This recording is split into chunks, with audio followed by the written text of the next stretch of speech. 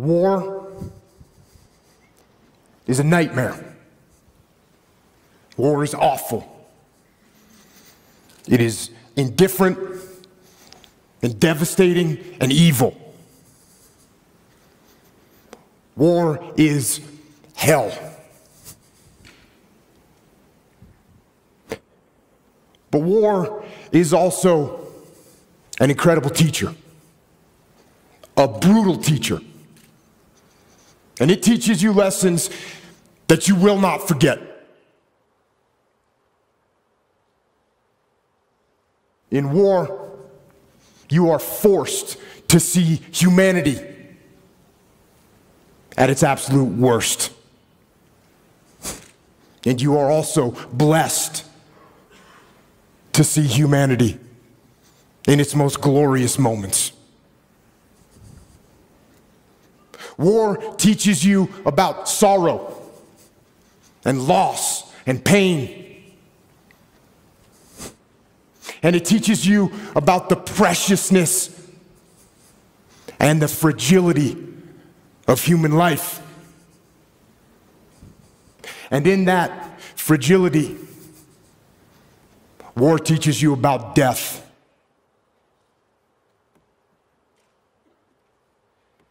But war also teaches you about brotherhood and honor and humility and leadership.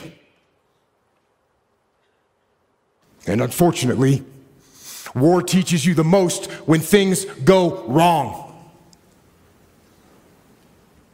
And for me, one of the most impactful lessons that I learned from war was in the spring of 2006 in the city of Ramadi, Iraq, which at the time was the epicenter of the insurgency, where brutal and determined terrorists ruled the streets with torture and rape and murder.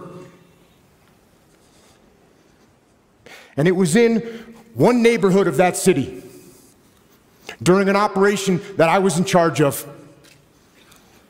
when all hell broke loose. We had multiple units out on the battlefield fighting the enemy. We had friendly Iraqi soldiers, we had U.S. Army soldiers and U.S. Marines, along with small elements of my SEAL team. And then the fog of war rolled in, with its confusion and chaos and mayhem, and with its gunfire and enemy attacks and screaming men and blood and death. And in that fog of war, through a series of mistakes and human error and poor judgment and Murphy's Law and just plain bad luck, a horrendous firefight broke out. But this firefight, it wasn't between us and the enemy. This firefight, tragically, was between us and us.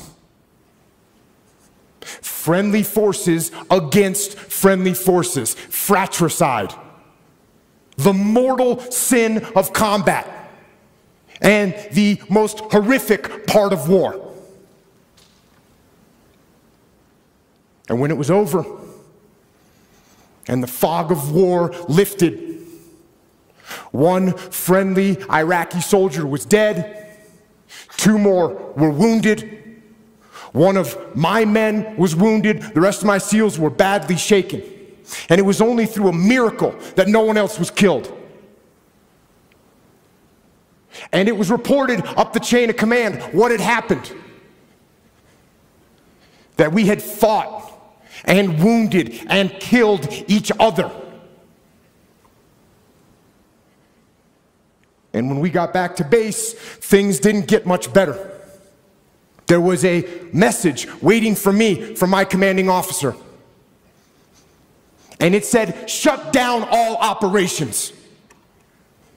It said that the commanding officer, the master chief, and the investigating officer were inbound to my location.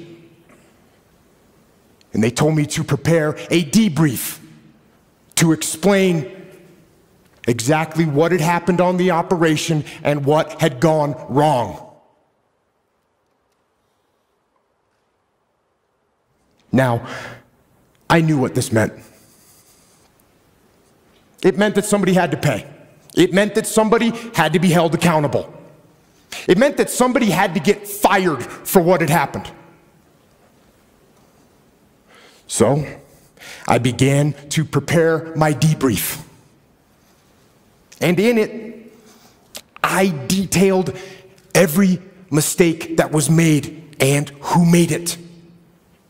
And I pointed out every failure in the planning and the preparation and the execution in the operation. And I pointed out who was responsible for that failure. There was plenty of blame to go around. There were so many people that I could incriminate with guilt. But something wasn't right.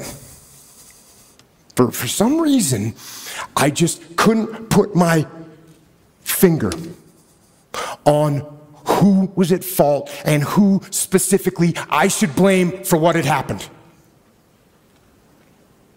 And I sat and I went over it again and again, and I struggled for an answer.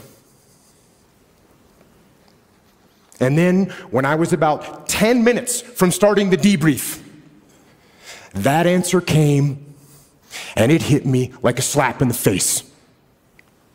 And I realized that there was only one person to blame for the confusion, only one person to blame for the wounded men, and only one person to blame for the dead Iraqi soldier. And I knew exactly who that person was.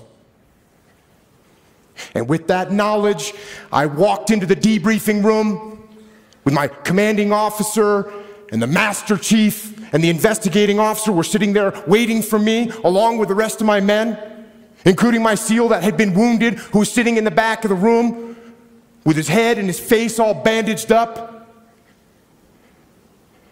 And I stood up before them and I asked them one simple question.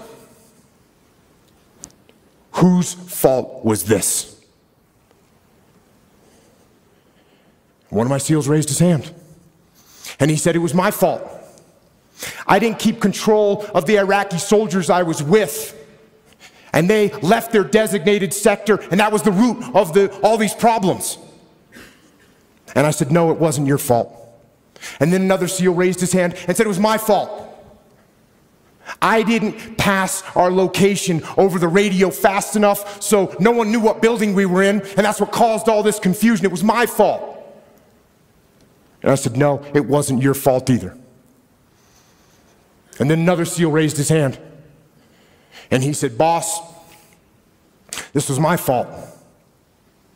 I didn't properly identify my target. And I shot and killed that friendly Iraqi soldier. This was my fault. And I said, no, this wasn't your fault either. And it wasn't yours or yours or yours, I said as I pointed to the rest of the SEALs in the room. And then I told them that there was only one person at fault for what had happened. There was only one person to blame. And that person was me. I am the commander. I am the senior man on the battlefield, and I am responsible for everything that happens. Everything. And then I went on to explain to them some new tactics, techniques, and procedures that we were going to implement to ensure that this kind of travesty never happened again. And I will tell you something, it hurt. It hurt my ego. It hurt my pride to take the blame. But I also knew. I knew that to maintain my integrity as a leader And as a man, I had to take responsibility. And in order to do that, I had to control my ego so that my ego did not control me. And you know what? I didn't get fired. In fact, my commanding officer, who had expected excuses and finger pointing, when I took responsibility, when I took ownership, he now trusted me even more. And my men, they didn't lose respect for me. Instead, they realized that I would never shirk responsibility, and I would never pass that heavy burden of command down the chain and onto them. And you know what? They had the same attitude. Unlike a team where no one takes ownership of the problems and therefore the problems never get solved, with us, everyone took ownership of their mistakes. Everyone took ownership of the problems. And when a team takes ownership of its problems, the problems get solved. And that is true on the battlefield, it is true in business, and it is true in life. So I say, take ownership. Take extreme ownership. Don't make excuses. Don't blame any other person or any other thing. Get control of your ego. Don't hide your delicate pride from the truth. Take ownership of everything in your world, the good and the bad.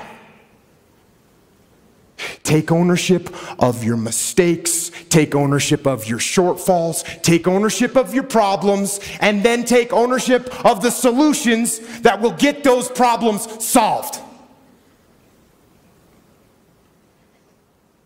Take ownership of your mission. Take ownership of your job, of your team, of your future, and take ownership of your life.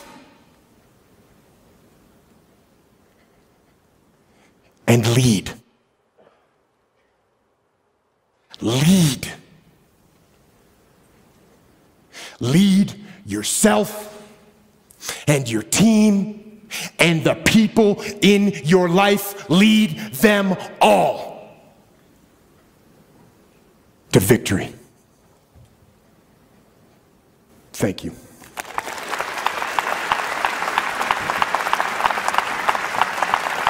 Thank you very much.